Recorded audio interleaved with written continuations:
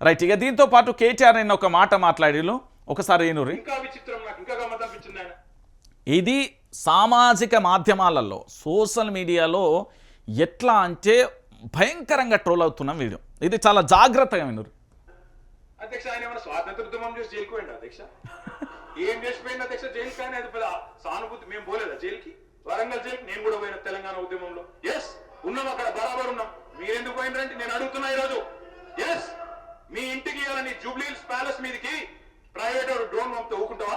అక్కడ నీ బిడ్డనో నీ వైఫ్ ఉంటే వాళ్ళని ఇష్టమైనట్టు ఫోటోలు తీస్తే ఊకుంటావా? ఎవరి ఇళ్లలో పడతా వాళ్ళ ఇళ్ళ దొరబడతా, నా ఇష్టం ఉన్నట్టు చేస్తా, అరాచకం చేస్తా అంటే ఊకుంటారా అధ్యక్ష? ఇది పద్ధతేనా అధ్యక్ష? అంటే మీ కాడికి వచ్చేవారికే కుటుంబాలు, మీ కాడి కొరకు వచ్చేవారికే భార్య పిల్లలు, వేరే వాళ్ళకి లేరా అధ్యక్ష భార్య పిల్లలు? మీరు ఆ ఇష్టం ఉన్నట్టు మాట్లాడినప్పుడు, లేని రంకులు అంటగట్టినప్పుడు, ఇష్టం ఉన్న సంబంధాలు మాట్లాడినప్పుడు ఆ రోజు లేవా నీతులు? చివరికి మా ఇంట్లో పిల్లల్ని కూడా తిట్టింది మీరు కాదా? ఆనాడు మా ఇంట్లో చిన్న చిన్న పిల్లల్ని పట్టుకొని, మైనర్ పిల్లల్ని పట్టుకొని బూతులు మాట్లాడింది మీరు కాదా? మీరేదో పెద్ద సానుభూతి కోసం మాట్లాడితే ఏం పని చేసిపోయినా మీరు జైలు అయినా నేను అడుగుతున్నా, ముఖ్యమంత్రి గారు నేను అడుగుతున్నా అధ్యక్ష, జైలుకి ఎవరు పంపుతారు అధ్యక్ష? ప్రభుత్వాలు పంపుతాయా? కోర్టులు పంపుతాయి.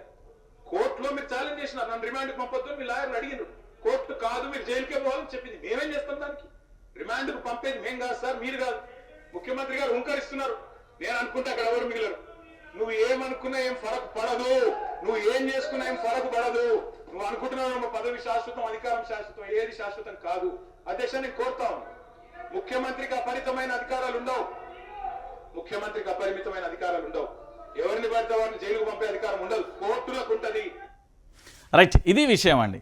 ఏంటి అంటే ఇక్కడ చాలా క్లారిటీగా కూడా కేటీఆర్ తన ఉగ్రరూపాన్ని చూపెట్టిండు అనుకోవచ్చు. ఎందుకు అంటే అప్పుడు డ్రోన్ ఎగరేసినప్పుడు తన ఫామ్ హౌస్కు సంబంధించి, తన భార్య పిల్లలకు సంబంధించి, హిమాన్షన్గా సంబంధించి, వాళ్ళ ఆడ ఉన్న పిల్లలకు సంబంధించి, మైనర్ బాలికలకు సంబంధించి, అంటే వాళ్ళ కుటుంబ సభ్యులలో అక్కడ ఉన్న వ్యక్తులకు సంబంధించి డ్రోన్ ఎగరేసినప్పుడు అసభ్యకరంగా కూడా ఆ ఫోటోలు తీసే ప్రయత్నం చేస్తే ఎవరు ఊరుకోరు.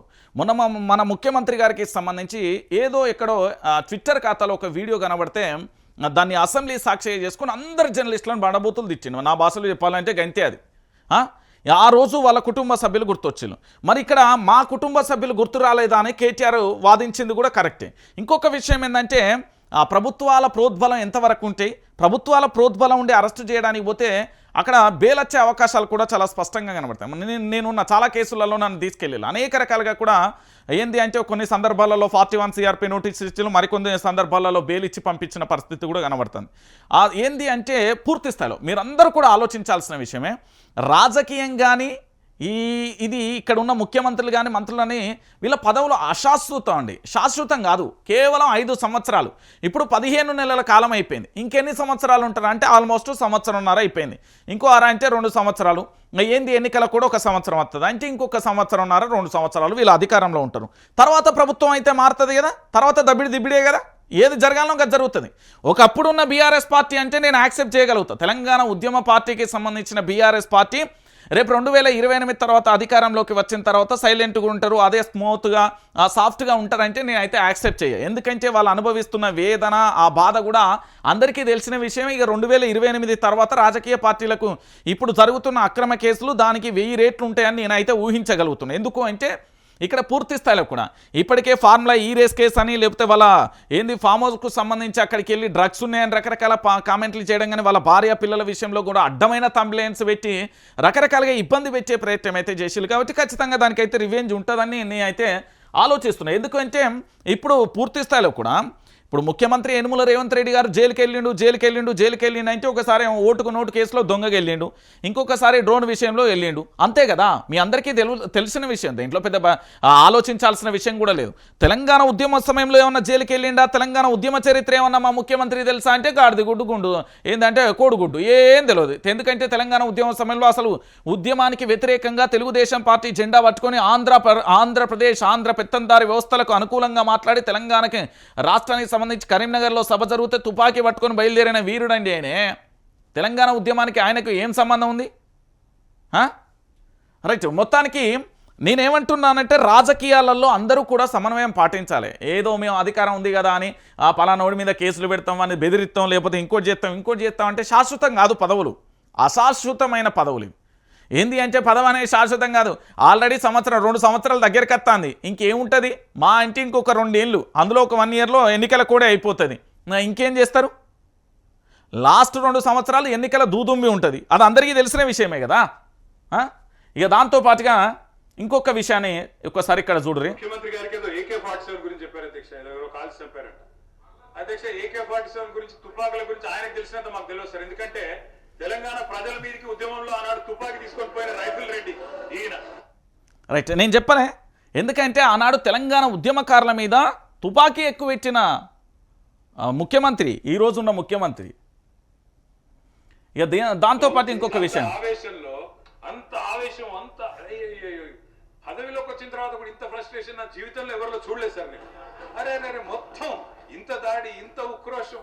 ఏం పర్లేదు రేవంత్ రెడ్డి గారు, ఇంకా తిట్టాలనుకుంటే ఇంకో 2 గంటలు తిట్టండి, మాకేం అభ్యంతరం లేదు. ఎందుకంటే మీ మైక్ కట్ కాదు, నీకు ఎంత ఉందో అంత తీసుకో, నాకేం ఇబ్బంది లేదు. మీ తిట్లన్నీ మాకు దీవెనలు, మీ తిట్లన్నీ మాకు దీవెనలు, మాకు ఆశీర్వాదాలు. మీరు ఎంత మాట్లాడితే మాకు అంత మంచిది. ఎందుకంటే మీ వల్ల ఖచ్చితంగా ఇంకొక 20 ఏళ్ళు కాంగ్రెస్ కోటేయాలంటే ఎవరైనా భయపడే పరిస్థితి తెలంగాణ మొత్తంలో వస్తున్నది. మీరు పోయి ప్రచారం చేశారు, మహారాష్ట్రలో ప్రచారం చేశారు, హర్యానాలో చేసినారు, ఢిల్లీలో చేసినారు, అద్భుతాలు సాధించారు.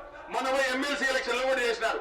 57,000 ఉద్యోగాలు నేను ఇస్తే నాకు ఓటేయండి అన్నారు. వేసినారు ఓట్లు మీకు.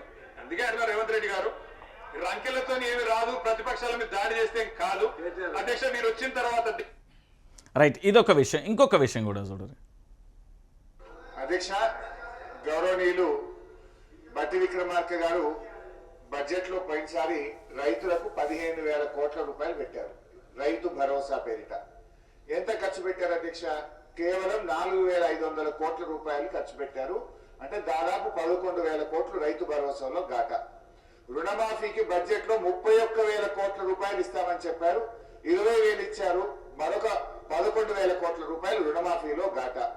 ఫసల్ బీమాకు 1,300 కోట్ల రూపాయలు పెట్టామని బడ్జెట్ లో చెప్పారు, ఒక్క పైసా కూడా రిలీజ్ చేయలేదు. అంటే ఒక్క రైతులకే పోయిన బడ్జెట్ లో పెట్టిన డబ్బుల్లో 23,000 కోట్ల రూపాయలు కోత పెట్టి రైతుల ఉసురు పోసుకున్నారు, రైతులకు అన్యాయం చేసిండ్రు. నంబర్ 1. ఇక దీంతో పాటు ఇక ఫైనల్గా ఇది ఒక వీడియో చూడరు. నేను ఒక మాట అంటాం, మీరు నేను చెన్నై మీటింగ్ పోయాను, అక్కడ మీరు ప్రతిపాదన పెడితే నేను మీ పార్టీని కాదు, మీరు నేను ఇక్కడ ఉప్పు నిప్పులకి కొట్లాడుకుంటాం.